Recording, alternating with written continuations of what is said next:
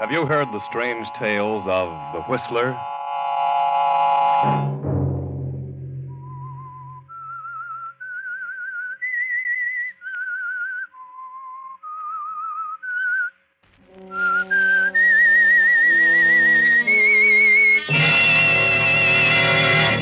I'm the Whistler.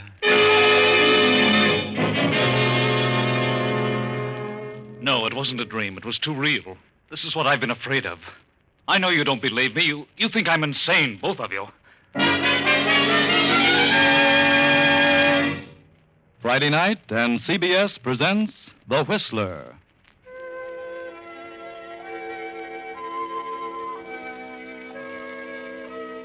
I, the Whistler, know many things, for I walk by night. I know many strange tales, many secrets hidden in the hearts of men and women who stepped into the shadows.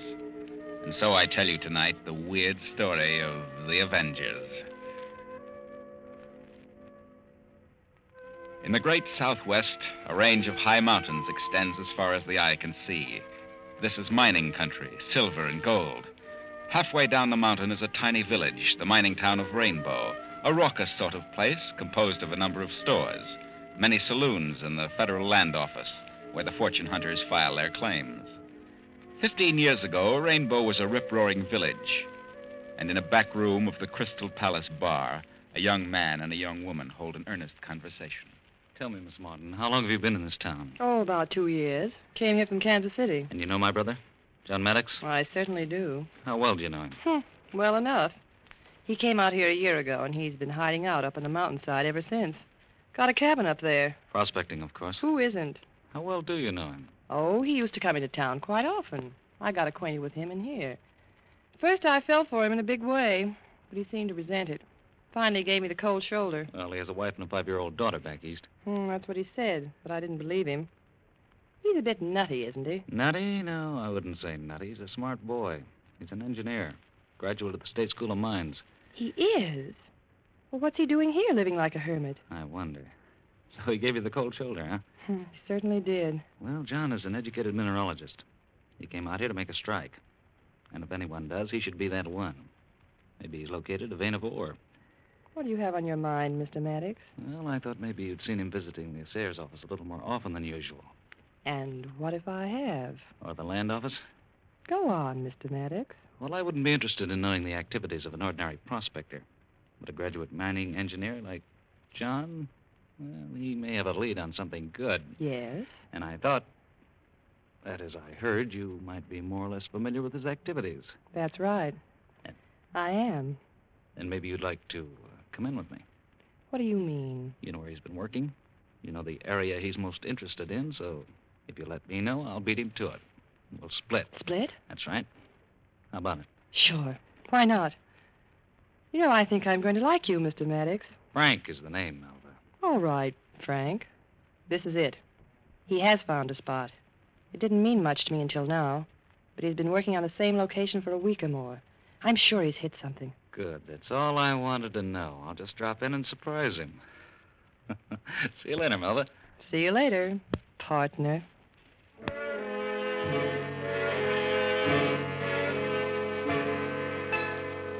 And so that night, John Maddox is working on some maps and papers. The meager lamp throws a dim light about the room. For an hour, he sits at the table. Then suddenly the silence is shattered by a sound from the kitchen. Who's there? Come out of there. Come on. What are you doing here? What do you want? Nothing. How long have you been in that kitchen? Why? So you're the little thief that's been stealing my things, huh? What are you after this time? Nothing. I know who you are. You're Tony Watson. So what? Just this. You're the one who pinched my camera, my binoculars. Yes, and several other things. I didn't know. And I'm turning you over to the sheriff right now. Sheriff! No, I didn't take him. I didn't. I didn't steal anything, but But what? I know who did. Why, you little liar. You're the one. And believe me, you're caught on the job this time, and I'll... just a minute. Sheriff. I didn't. Hey, come back here. Why, that little devil. Just a second.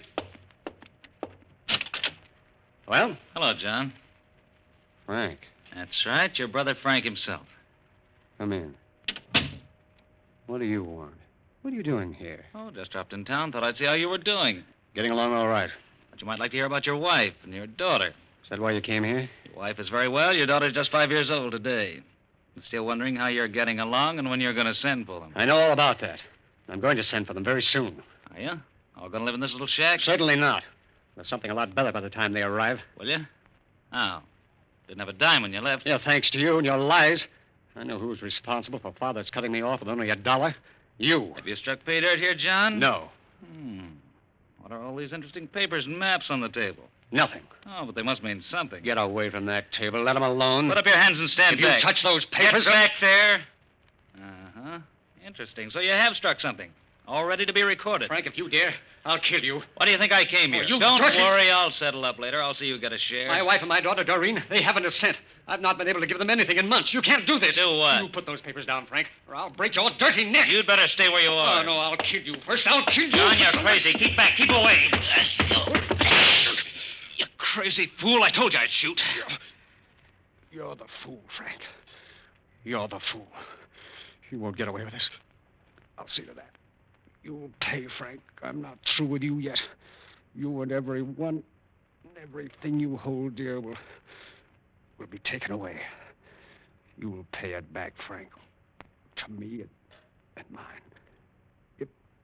If I have to climb out of my grave. John. John! Frank stands for a moment, then stuffs the papers and maps into his pocket and rushes to the door and into the night. A few seconds later, a face at the window disappears and suddenly reappears through the back door. And a boy stands looking at the inert figure on the cabin floor. Huh. Serves him right. He won't tell the sheriff anything about me now.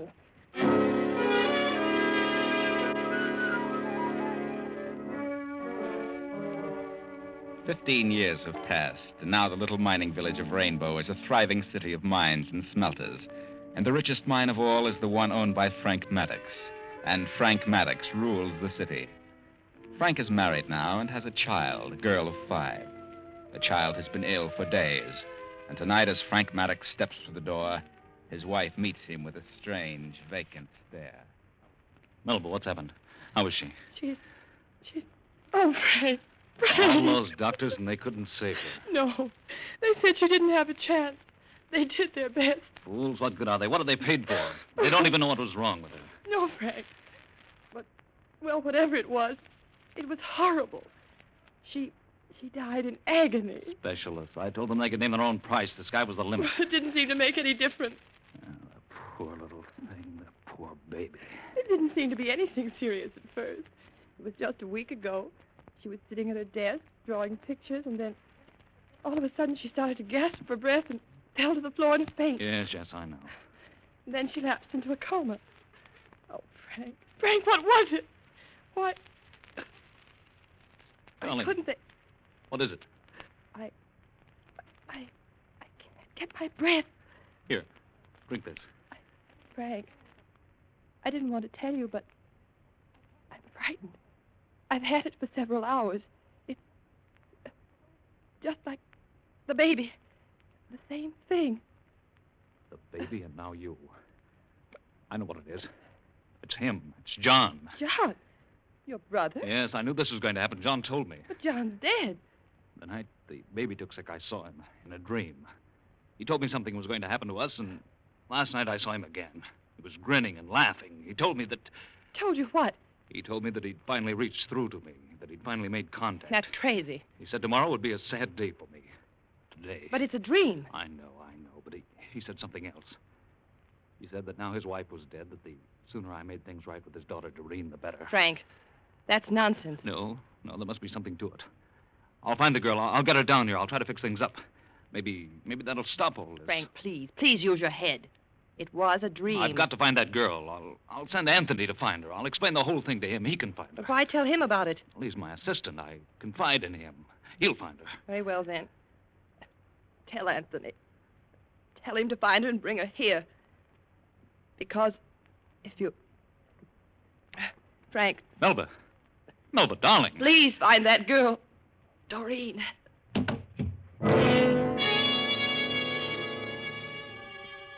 Frank Maddox carries his stricken wife to her room and calls the doctor. The next day, he explains in a way to his young assistant, Anthony Watson. Anthony rushes to the east to locate Doreen Maddox, and needless to say, he does. Before she knows what it's all about, she's aboard the train with young Anthony. Didn't you even know you had an Uncle Frank? Oh, yes, of course. But I didn't know much about him. When did your mother die, Doreen? 5 years ago. She committed suicide. What became of your father? Oh, he went west to prospect for gold or silver or something. But he got into trouble. Someone shot him, and that's all I know about it. Has your Uncle Frank ever offered to help you? No, not that I know of. Mother never mentioned it if he did. He's a very rich man, you know, and as I've told you, very ill. Ill? Well, he's sort of mentally ill, as well as physically. Oh? Doreen, are you... That is... Well, a girl as lovely as you should be engaged or in love. But I'm not. You're not? Really? No. Oh, that's wonderful. I can't believe it. Well, it's the truth, whether you believe it or not. Oh, I believe you. And, well, I'm glad to hear it.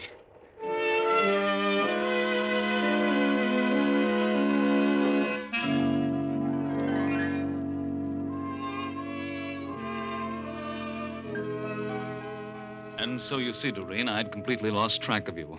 I wondered about you and your mother since the tragic death of your father. Mother died several years ago, Uncle. Yes, I should have attempted to locate you long ago. Should you? Yes, you're my brother's child. It was my duty to look after you. See that you want for nothing. Oh, but I've been getting along all right. I've not been well, Doreen. I've been quite ill lately. I've been terribly upset, my nerves. Perhaps you've been working too hard. No, it isn't that. Doreen, I'd like you to stay here. Make this your home. And I have a check for you, a little present, $5,000. No, please, Uncle. That isn't necessary. You must accept it, Doreen. You must. I don't need it. I'll be glad to stay here with you until you're better. But really, I don't know what I'd do with $5,000. I'd feel better if you accepted it. And perhaps your father would... Father would what? Doreen, I must tell you. I've got to tell you. It's driving me mad. John is trying to kill me. Oh, Uncle, Father's been dead for years. I know, but he died hating me. Hating you? He blamed me for his having been cut off with only $1 in our father's will. But he was wrong, and... Well, now he's trying to kill me. Oh, I can't believe such a thing. I have horrible nightmares. John appears to me, always threatening me. He came to me the night my little daughter became ill, and then after she died. He came again when my wife was stricken, and said that after she was gone, it would be my turn. But that's just your imagination, Uncle. Well, get it out of your mind. I can't. I'm afraid to go to sleep. You only see him in your dreams? Yes, but each time he comes nearer, closer, more real. Oh, it isn't just imagination. I'm afraid that one of these days I'll see him when I'm not asleep. And you think my being here will help matters? Is that it? Yes. If he knows you're here, that I'm taking care of you and have your welfare at heart, perhaps he'll let me alone. Prove to him that he judged you wrongly? Yes. I must make him understand. I can't go on this way. I'm a physical wreck. I'm afraid my mind will snap. I understand, Uncle. I'll try to help you. But you must try to get this off your mind. Yes, I'll try. You'd better go to bed now, Uncle. Please take the check. Very well. Good night.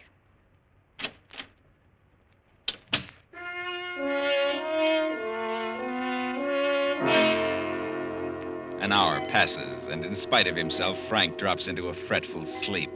He moans and tosses about, and as usual, he dreams of John again. Sees him come through the wall and stand in the center of the room. You won't get away with it, Frank. Everything and everyone you hold dear will be taken away. You'll pay it back, Frank, to me and mine. No. Leave me alone. Anthony! Doreen! Doreen! Uncle! Uncle, what is it? What's happened? Doreen, he was here just now. I saw him. I heard him laughing. But, Mr. Maddox, that isn't possible. I heard him, I tell you. You could hear his laugh all over the house. I heard nothing, Uncle. Not a sound. I woke up, I tell you. I heard him. But, Uncle, you must have been dreaming. Why, I haven't been asleep since I left you. I've been reading. I didn't hear a sound. You didn't hear anything, really? No, not a sound. You, Anthony? I heard nothing. You were just dreaming. Oh, no, it was too real. This is what I've been afraid of. I know you don't believe me. You think I'm insane. Uncle, please. Yes, maybe I am. Come, Anthony. No, Doreen. Don't go, please. But, Uncle, there's nothing I can do. It's up to you. You must convince yourself that it's all imagination. Good night, Uncle.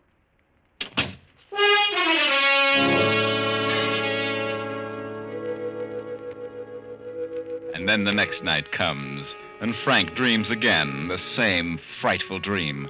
John appears, repeats the same words, and laughs in the same way. Frank is wide awake now, shaking with fear, and all the while trying to convince himself that it's only his imagination. Then the bedroom door opens suddenly. Doreen steps into the room. Her face is white with fear. She trembles as she moves slowly toward the bed. Uncle. Doreen, what is it? What's wrong? Uncle, just now, I heard something. What? Doreen, what did you hear? I must have been dreaming. I must have. But it was so clear. Your father? Yes, I heard him. And he was laughing. Then if you heard him, it must be true. He has come back. Oh, did you hear it, too? Yes, he was here in this room. What did he say to you? I can't remember. I was so frightened. But I heard him. And that laughter. Now you believe me. Now you know I'm not imagining things. Oh, Uncle, I don't know. I'm so frightened I don't know what to think. I can't stay here any longer. I've got to leave. I can't stay another night. Oh, Doreen, please, don't go. Not yet. Promise that you'll stay just a while longer. Please. But, Uncle, all right, I'll try.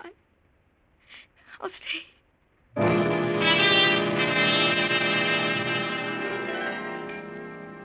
Then comes the next night, another dreadful night of horror. Frank tries his best to control his mounting fear as evening passes and midnight comes. He fights sleep, the sleep that brings him nothing but horrifying dreams and the voice of John. But finally he can hold out no longer, and his eyes close. A half hour goes by, then... Frank, you're not asleep, Frank. You're wide awake, and this is real. John, what do you want? Tell me. I'll do it. I'll do anything. I told you you'd pay. Everything and everyone dear to you would be taken away. At this very moment, your wife is dying, Frank. First your daughter, now your wife, and then you. John, please, I'll do anything. Then sit down at that table and write. Write a will. Everything to the one it belongs to. My daughter, Doreen. Yes, I'll do it. And a confession, Frank. Confession? A confession that you came to my cabin that night and killed me. Oh, no, I can't, John. You can and you will. They'll hang me. They won't hang you. No? Write the will and the confession. Yes, but I'm afraid that... They won't hang you. Because in just 1 minute, you will be dead. John, Hurry, no. Frank. You haven't much time to save your soul. You're going to have a stroke, Frank. In just a minute, you'll feel a sudden beating of your temples. A stroke is what they'll call it. And you'll be dead. Hurry. Yes, I'll write it. I will. Your conscience will be clear, Frank, and that'll be best for you, I know. I said I'd reach you if I had to crawl out of my grave. There it is. Now, please leave me alone, Frank. Please. It's too late, Frank. You're going back with me. Look at the clock. 15 seconds left. Now it's starting. Your head is beginning to whirl. Strange sounds beat in your ears. Faster. Do you hear? Yes. Please don't, John. 5 seconds. There it is. You're dying, Frank. This is the end. The end of Frank Maddox. No, John! No!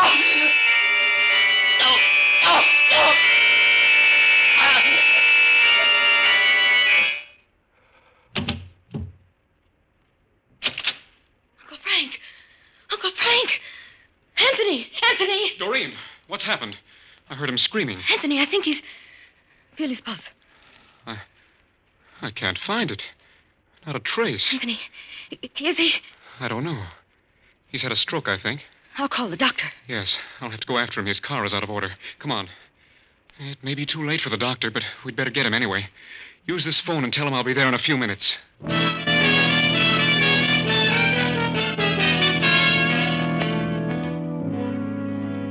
here, Doctor. What happened to him? I think he had a stroke. A stroke, eh?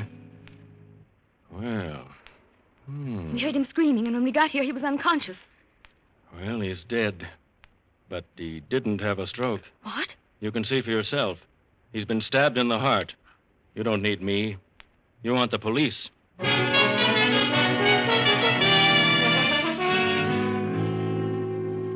say, miss, that you heard your uncle screaming? I did. What did it seem to be? A scream of pain? No, I couldn't make out what it was. But it sounded as though he was horribly frightened. It seemed as though he was pleading with someone. Did you hear him, Anthony? Yes, it sounded just as Doreen said, as though someone or something were after him. What do you mean by something? Well, I just used that as a form of expression. And when you reached him, he was on the floor, unconscious? That's right. Was he dead? We didn't know. I couldn't find any pulse, but that doesn't necessarily mean anything. That's why I went for the doctor. And you didn't notice the knife wound in his chest? No. Did you see it, miss? No, it may have been there, but I didn't notice it. Are you sure he didn't have a stroke, Doctor? Positive. He may have had a collapse, fainted, but there was no stroke. He died from this stab in the heart. What sort of instrument would you say was used? Well, I'd say a long, thin knife, about a half-inch wide. Like a letter opener? Yes, sort of a stiletto. Doctor, had you been treating Mr. Maddox lately for any particular ailment? Well, I've been attending him frequently of late. What was troubling him? I don't know. Oh, you don't know. Are you sure? Well, I couldn't find any definite physical trouble, but he was becoming terribly run down. Seemed to get worse each day. He couldn't eat nor sleep. Extremely nervous. Hypertension. I gave him sedatives and tonics, but they seemed to do no good, so I finally came to the conclusion that it was mental. Mental? What do you mean? I think he had developed some sort of phobia, a fear. What, I was never able to determine. In time, it would have resulted in insanity and finally death, or perhaps a stroke and death. But in this case, it was not a stroke. You've been attending his wife? Yes, What is her ailment? carcinoma, but she doesn't know it. There's nothing more I can do for her, except alleviate the pain. Miss Maddox, from the tone of your uncle's screams, would you say that there was some person in the room with him at the time? Yes and no. Yes and no. What does that mean? I mean, he may have thought someone was here with him. May have thought someone was with him. Yes, that is... Well, from all appearances, there was someone with him. The someone who stabbed him. Anthony, was Miss Maddox in this room when you came in? No, we met in the hall and came in together. Neither of you saw the knife wound. I'm sure I didn't. Doreen, you just said that he may have thought someone was here in this room. What do you mean? Well, he was afraid of... Afraid of what? Afraid of who? Afraid of my father. What? Why, your father's been dead 15 years. Yes, but that's just it. I may as well tell you. He was afraid my father was trying to kill him. That's what was wrong with him, why he couldn't sleep. Oh, bosh. Now it's spooks. No. He said that father appeared to him every night and threatened him. Threatened him? Well, all right, so he threatened him. Why? He said father hated him, that father thought Uncle Frank had caused him to lose his inheritance. Well, Doctor, do you think that's what was wrong with Frank? Could have been. Quite possible. All right, I'll grant you that. But no spook produced that knife wound. Doreen, do you believe that your father lost his inheritance because of your uncle? No, I do not. Are you sure? I'm sure father did not lose his part of the estate because of Uncle Frank. Are you sure? Could you prove that? Well, no, I couldn't. But I never heard father mention it. I never heard him accuse Uncle Frank. What brought you here? My uncle sent for me. Why? Because he was afraid of my father. He thought my being here might help matters. That's right, Captain. He sent me for Doreen. I located her and brought her here. Oh, me. Oh, my. This gets worse and worse. You know all about it, too, did you? Yes, Mr. Maddox confided in me. He had the idea that if Doreen were brought here and he showed good intentions toward her, that John would leave him alone. Oh, poor John. What a busy guy. It isn't funny. You said it. Frank Maddox has been murdered, and it wasn't a spook. I know who did it, and I know why. What are you talking about? Frank Maddox didn't send for her. She came here of her own accord and for a definite reason. She did not. I brought her here. You're lying. You're trying to cover up for her. I am not. Because you're in love with her. Anybody can see that. Well, what if I am in love with him? That doesn't have anything to do with this. Frank Maddox sent me for her. He did not. She knew that Frank was the cause of her father losing his inheritance. So she came here to kill him, and she did. Well, that doesn't make sense. Why would she kill him?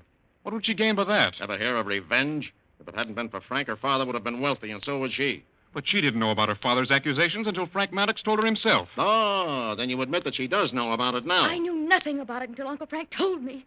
But I still think father was wrong. Whether you knew about it before you came here or learned it after you got here, what's the difference? It's a motive. You stabbed him.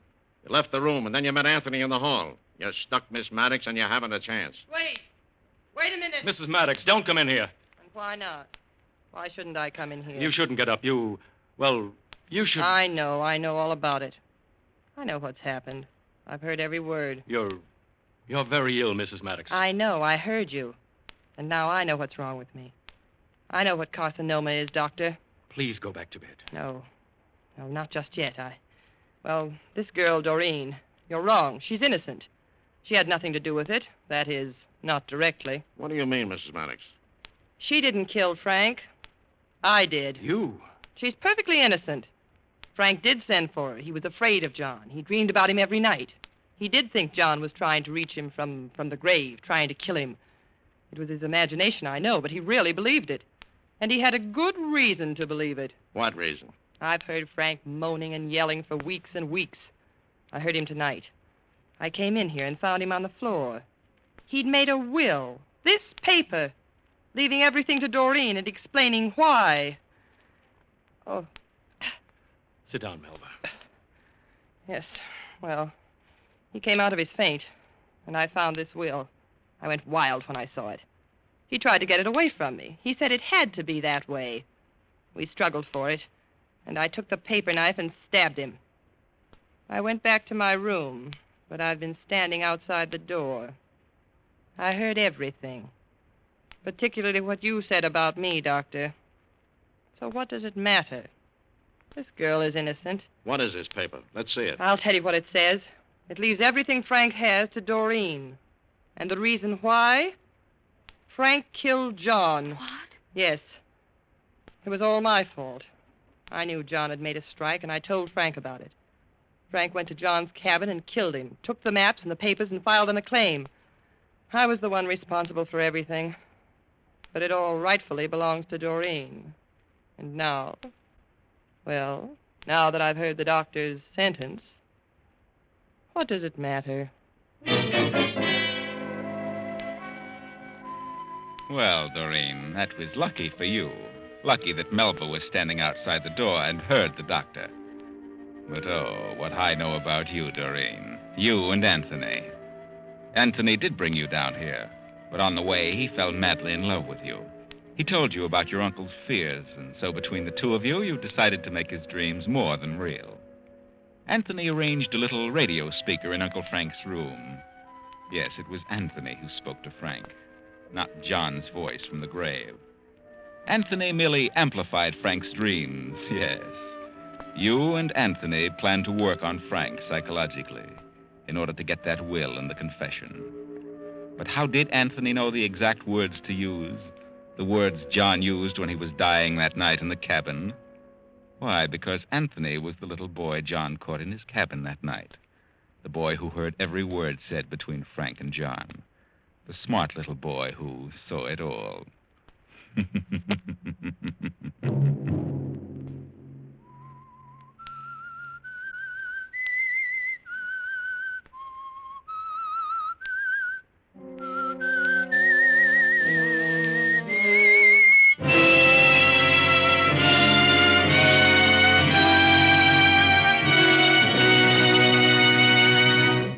CBS has presented The Whistler.